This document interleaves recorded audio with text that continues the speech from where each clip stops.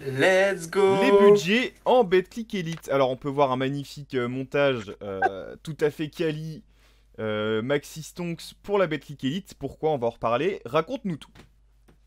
Eh ben écoutez, je suis allé en réfléchissant, même si on y réfléchit un peu tous les deux quand on cherche les sujets pour ma Oui. rubrique.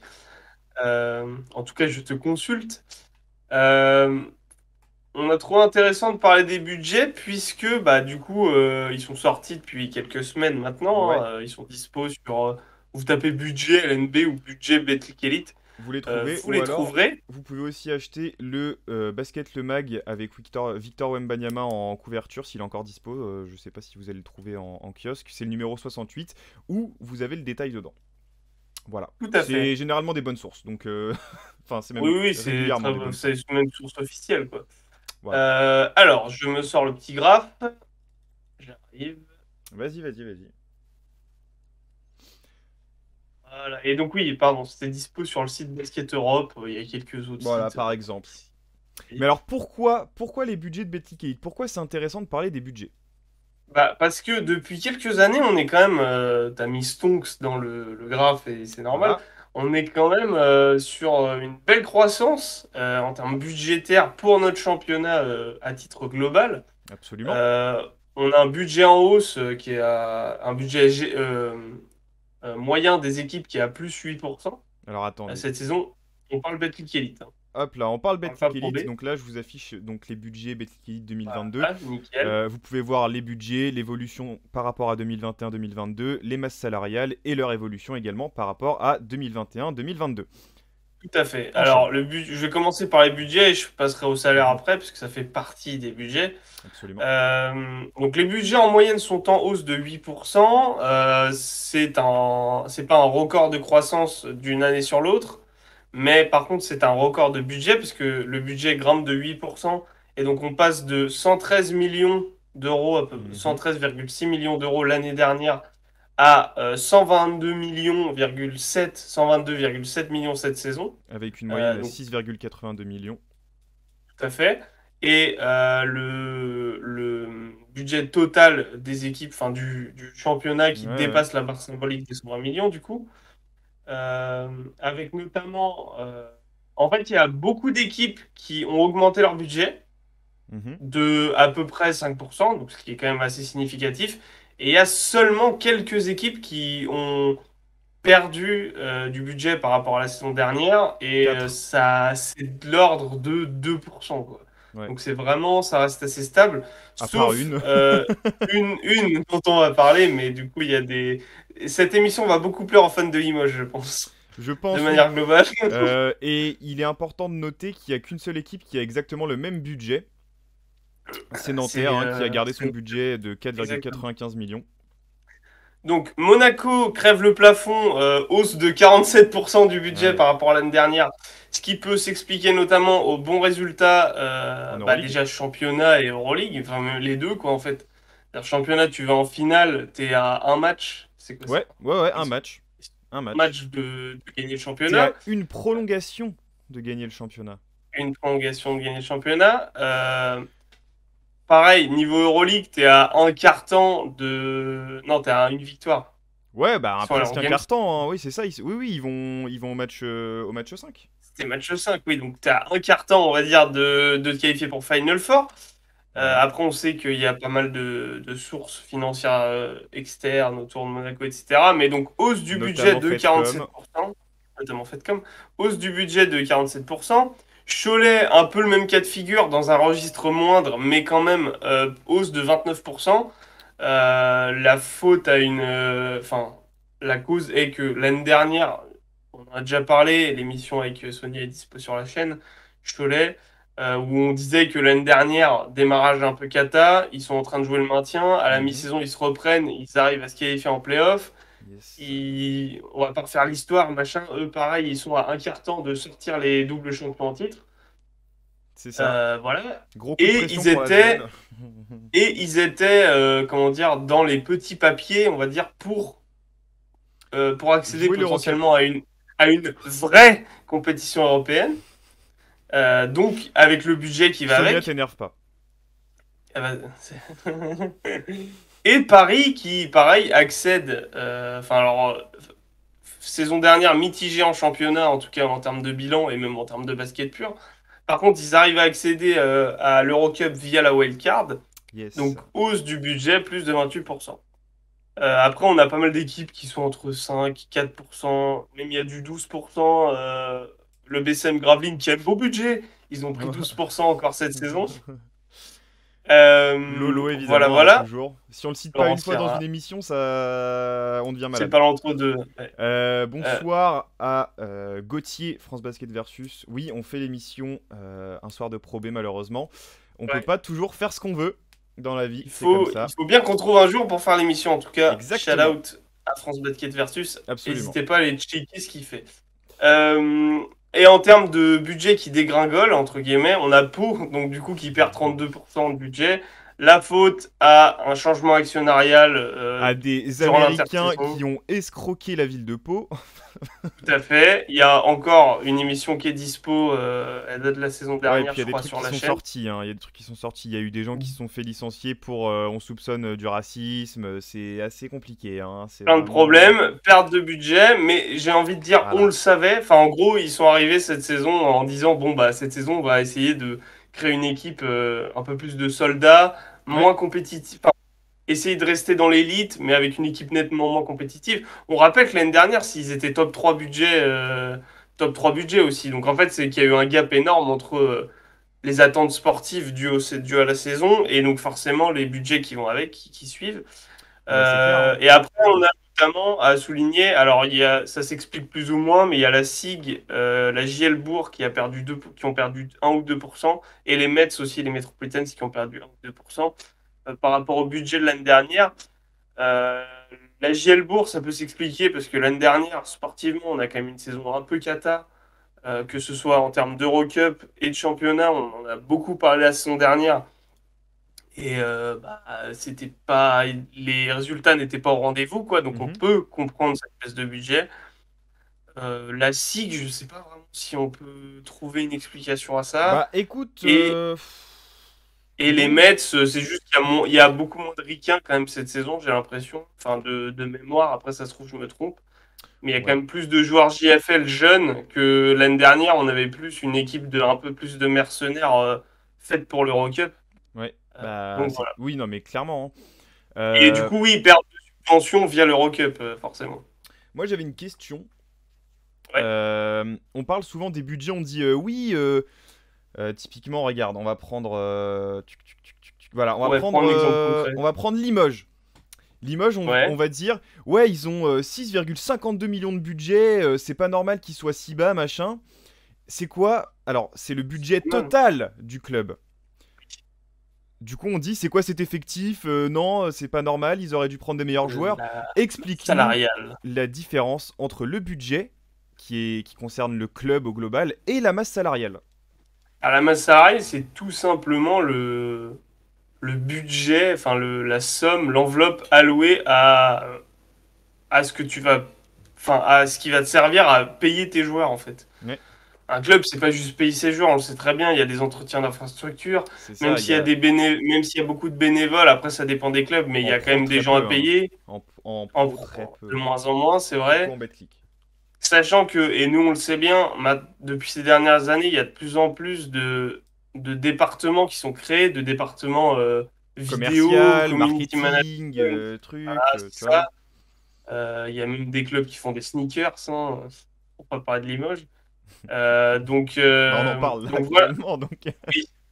Mais donc Mais du coup, voilà, en fait, la masse salariale, comme son nom l'indique, et je vous apprends peut-être rien, mais je le dis quand même, c'est l'enveloppe allouée à juste et payer alors? qui va servir à payer vos joueurs. C'est pour ça qu'on a à la base, c'est enfin, des montants budgétés et des montants prévisionnels, et après, à la fin, on doit rendre des comptes à la commission. J'ai oublié le nom de la commission, mais il y a une Ouais, commission qui c'est un nom à coucher dehors, c'est chiant. il y a une commission qui s'occupe de gérer ces comptes-là pour les équipes pro en termes de basket notamment. Et c'est cette commission enfin ça passait mal un petit peu la fin de saison dernière à Pau parce que voilà, ils avaient, je crois, 3 millions de déficit ou je sais plus combien. Donc voilà, ce qui explique la baisse de budget notoire. de cette saison. Et il faut savoir aussi que les salaires sont enfin les masses salariales, donc les salaires sont en hausse aussi par rapport à la saison dernière de 12%. Cette année, on a une enveloppe à, entre guillemets, enfin en cumulé 42 millions Mhm. Avec une moyenne à pour payer tous 2,3. les joueurs, Voilà. avec une moyenne de 2,3 par équipe. Et Mais alors, ce qui représente en moyenne 34% du budget des équipes, donc plus d'un tiers, donc c'est quand même parmi le plus important. Après, il y a des infrastructures, enfin des rénovations, des entretiens mhm. d'infrastructures, mais ça peut défendre. Des fois, le stade appartient à la ville, des fois, c'est moitié-moitié, etc. Même si en France, de manière générale, ça appartient beaucoup à la ville. Euh, donc voilà. Alors, Et comment... Vas-y, pose ta question. j'avais pris l'exemple de Limoges, je Ouais, voulais juste finir sur ça, parce que Limoges a augmenté son budget de 4%, mais il y a une particularité, je crois que c'est le seul club avec Le Mans qui a augmenté son budget, mais a diminué sa masse salariale. ouais, C'est-à-dire qu'ils ont perdu 1% de masse salariale pour Limoges et Le Mans c'est moins 5%. Alors qu'ils ont ouais, et augmenté pourtant, leur ils budget ont... de 4 et 3%. Après, ça dépend des contextes. Le Mans, je sais pas exactement, mais je sais que Limoges, il y a un projet pour d'ici quelques années, je sais plus exactement, je crois que c'est Oui, ils veulent faire 2027, une je sais salle, plus. un truc comme ça, ou je sais plus s'ils Il voulaient veut, il y a, en rénover fait, Beaublanc voilà, ou. c'est parce que Beaublanc n'est pas, enfin, n'a pas connu d'aménagement autre depuis sa création, donc dans les années Voilà. 70. Contrairement, par exemple, au Palais des Sports Maurice Thorez de Nanterre, qui a su se S'adapter moduler et à évoluer, ouais. travers, ouais, voilà, c'est ça, à travers les années. Donc, il me semble qu'il y avait enfin, il y avait des pourparlers sur une potentielle Mhm. rénovation de Beaublanc ou alors la construction d'une annexe, etc. Je Mais, sais plus exactement. mais après, Et c'était aussi surtout. je sais plus exactement si ce serait la mairie qui s'en chargerait ou un peu le club aussi, etc. Je sais pas du tout. Donc voilà, mais ça peut expliquer potentiellement Ça... tu le disais, ce truc un peu incompréhensible où en fait tu t'augmentes ton budget mais tu baisses Ouais, mais ta masse salariale pour injecter de l'argent dans d'autres domaines. non, en fait, c'est pour ça que c'est intéressant parce que j'imagine qu'il y a beaucoup de gens qui regardent seulement le budget de l'équipe et qui se fient à ça pour dire ah ils ont tel budget, c'est pas normal qu'ils aient tel joueur ou. Et Mais le truc c'est vas-y. que Limoges est le parfait exemple. C'est pas parce que tu augmentes ton budget que ta masse salariale ne baisse pas. Et même au-delà de ça, j'ai envie de dire, c'est vrai que tu as raison de parler de ça, mais souvent, je vois des gens sur Twitter parler de, en gros, ouais, c'est pas normal qu'ils soient à telle place parce qu'ils ont tel budget. Genre, par exemple, c'est pas normal qu'ils soient 12e, ils ont le cinquième budget. Hmm. Ça reste du sport, hein, C'est ça. messieurs, dames. Hein. Puis regarde, puis C'est pas regarde. parce que. Enfin, on- ça peut marcher. En fait, mettre de l'oseille, ça peut marcher, Mhm. Monaco, Mais la mais réalité ils le font diffère. intelligemment. Non, puis ils le font intelligemment. Oui. Enfin, en fait, tu peux payer un joueur super cher. Enfin, tu peux construire une équipe de mercenaires, entre guillemets, super cher. Et du coup, tu as une grosse masse salariale et un gros budget, un des plus gros du championnat. Et Mais sur le terrain, sur le terrain ou dans les vestiaires ou je ne sais pas, ça ne marche pas. Et donc, sportivement, il n'y a pas de résultat. Et donc, du coup, il y a un décalage entre ton budget et tes résultats sportifs. Ça reste du sport. C'est du sport de haut niveau. Il y a des risques à tout niveau. Il y a des risques économiques comme ceux-là. Hein. C'est pas parce que. Enfin, moi, souvent, en fait, de mettre à côté, genre, budget et classement, et enfin, en tout cas, résultats sportifs, je trouve pas ça toujours très pertinent, ouais, je suis d'accord. très pertinent. Voilà. Et puis, pour encore plus appuyer ce propos-là, Limoges 5e budget, mais 9e masse salariale. Le Mans 8e budget, 11e masse salariale. Ouais, comme quoi. Voilà. Mais c'est intéressant ces décalages-là, parce qu'en plus, c'est des équipes qui performent, entre guillemets, qui sont, je veux dire, qui sont pas. À l'heure actuelle, elles jouent pas le maintien, et c'est quand même des équipes historiques du championnat. Euh, c'est intéressant, justement, ce point de vue-là, la stratégie qu'ils adoptent, en fait. C'est ça. Voilà. Puis Du coup, oui, on des va fois, t'es passer obligé de aux faire des raisons. cuts. Des fois, t'es obligé de faire des cuts pour améliorer des trucs, comme tu l'as dit. Alors, explication. Pourquoi on est en mode stonks dans le championnat? Pourquoi on a une évolution favorable en termes de financière dans notre championnat? Mhm. Il y a plusieurs explications. Alors, évidemment, il y a ce qu'on appelle les locomotives du championnat. Si vous suivez un peu dans notre jargon, c'est les deux équipes Euroleague, clairement. Hein. C'est Monaco, c'est l'Asvel. Ils sont cette année les deux plus gros budgets de l'histoire du championnat. On a donc, attends que je recheck ça. On a Monaco qui a 20 millions et Asvel qui a 15. Exactement. 21 millions Asvel, presque, hein, Monaco. ouais, 27, ouais. Et donc Asvel qui a 15 et Asvel qui a lui aussi, l'Asvel qui a aussi augmenté son budget de Ouais. 5% par rapport à la saison dernière. Ils ont été champions, ils continuent l'Euroleague, etc. Bref, il y a tout un tas de raisons qui expliquent ça. Mhm. Euh, donc ça, c'est les deux principales raisons, mais il y avait aussi, en fait, justement, des fois, la moyenne du championnat peut être faussée en disant, bah ouais, mais en fait, comme tu as deux équipes qui crèvent le plafond en termes financiers, forcément, ça fait remonter tout le championnat. Mais il y a aussi les équipes entre guillemets, milieu de tableau en termes de budget Mhm. qui sont en train qui progressent de manière financière. Cholet, 29%. C'est ça, en fait, il y a pas mal d'équipes en fait, la hausse des budgets et la hausse des masses salariales, etc., n'est pas seulement due aux deux locomotives, c'est ça que je voulais dire. C'est Mais ça. ça aide énormément, évidemment, parce que on le disait, on l'a dit plein de fois dans les émissions, et c'est toi qui le disais notamment, c'est que tu le disais en termes sportifs, mais ça marche aussi en termes financiers. Euh, Bah, en fait, tu as deux locomotives, deux clubs Euroleague dans le championnat, donc les équipes sont obligées de s'aligner sportivement déjà, en fait. Et du coup, financièrement, elles sont obligées d'investir plus, etc. Donc, c'est un cercle assez vertueux, en fait. C'est ça. Et du coup, c'est ça qui peut expliquer Bah, aussi cette hausse de budget. Et aussi, la deuxième raison, c'est que là, pendant les deux, trois dernières saisons, où il y a eu le Covid, etc., il y avait une politique assez prude en termes financiers, ce qui pouvait se comprendre, mhm. parce que on savait, enfin, à titre mondial, on comprenait pas ce qui se passait, donc dans le monde du basket, c'était un peu pareil. Et là, maintenant, ça annonce vraiment qu'on n'est plus du tout sur cette politique-là. Enfin, là, je parle en termes petite sphère du basket français au niveau de notre championnat. Mhm. Le Covid est derrière nous. On n'a plus peur des risques, entre guillemets, et on investit de manière raisonnée, hein. On ne jette pas les billets n'importe comment, à l'image un peu de Monaco, mais on investit, on n'a plus peur Ça d'investir. dépend qui, hein. Quand tu regardes le BCM, encore une fois, va y avoir du ménage de fait, à mon avis, hein. Le BCM, on les taille quand même souvent, mais là, tu vois, ouais, c'est vrai qu'ils sont 15e au classement au moment où on parle. Faut voir. Ouais, et puis il y a C'est une changement de équipe, moi, coach, il y a tout ça, quoi. c'est une équipe que depuis que je suis. Alors, je vais peut-être choquer des gens, etc., mais c'est une équipe, depuis que je suis la LNB, depuis que je suis le championnat de France, j'ai jamais su quoi penser du BCM Gravelines, Ouais, en fait. Genre, je suis d'accord. c'est. Tu peux pas, en fait, et d'ailleurs, mea culpa, hein, si on parle peut-être pas assez d'eux, mais honnêtement, c'est dur de parler du BCM Gravelines parce qu'on ne sait pas quoi dire, en fait. C'est Enfin, ça. et c'est pas que péjoratif, hein, il y a forcément C'est plein de raisons toujours qui expliquent mi-figue, ça. mi-raisin, en fait. Mais c'est ça, en C'est fait. mi-bien, mi-mal, c'est Pour moi, c'est une équipe moyenne du ni championnat, en excitant, fait. ni chiant.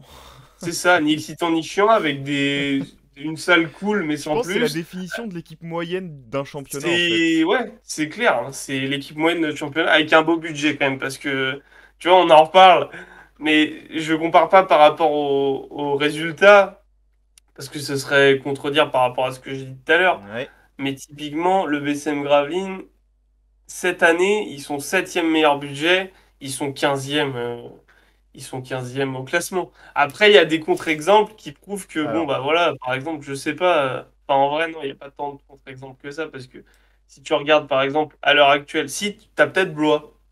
ouais, Blois ouais, est un c'est assez vrai. bon contre-exemple, et on n'a pas exactement les stats, faudra que j'aille chercher dans les stats de Pro B, mais Blois, l'année Blois, dernière. l'augmentation, je vous le mets tout de suite à l'écran. L'augmentation est de 33%. Alors, j'ai pas le budget de l'année dernière, hein, effectivement. Il devait être C'est aux alentours des 1 million, je pense.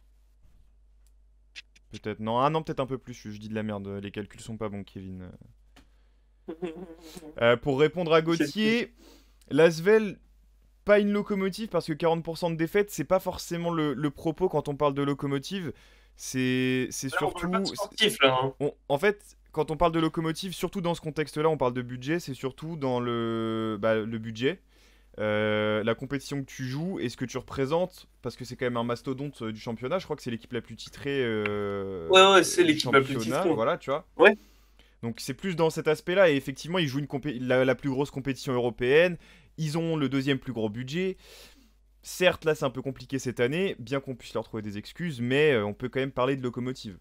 En fait, Parce tu que peux dans tous les dire que cas, ça tire le championnat vers le haut, quoi qu'il arrive. c'est ça, en fait. Tu peux dire qu'actuellement, ils ont des résultats sportifs plus que contestables, on va dire, par rapport à leur budget et leur statut. Tony Parker Mais, est pas de cet avis, hein, mais... oui, non, mais. Mais évidemment, mais il a raison, il va pas dire les gars, c'est la merde. Ouais, ça. Mais objectivement, en termes de statut et dans l'inconscient collectif des fans et des observateurs de basket français, l'Asvel est, est, avec Monaco, la locomotive du championnat. Je veux dire, c'est notre vitrine, c'est une équipe qui joue contre les plus grands d'Europe en Euroleague, quels que soient les résultats, etc. Et qui investit et qui forme des joueurs. Et est-ce qu'on compte les joueurs d'Euroleague qui jouent aux quatre coins, ou même en NBA, etc., qui jouent aux quatre coins du monde, qui sont passés à l'Asvel parmi ces 15 dernières années. Voilà, c'est plus locomotive dans ce sens-là. Alors les Metz Mets, 92, c'était pas une locomotive, là c'est plus une vitrine Victor ouais, Wembanyama. parce que l'année prochaine, tu C'est vois, tu sais pas ce qu'ils vont jouer. Alors que l'Asvel, tu sais qu'à peu près, ils vont jouer une compétition européenne avec un gros budget, quoi. ta collègue qui te permet une certaine forme de stabilité.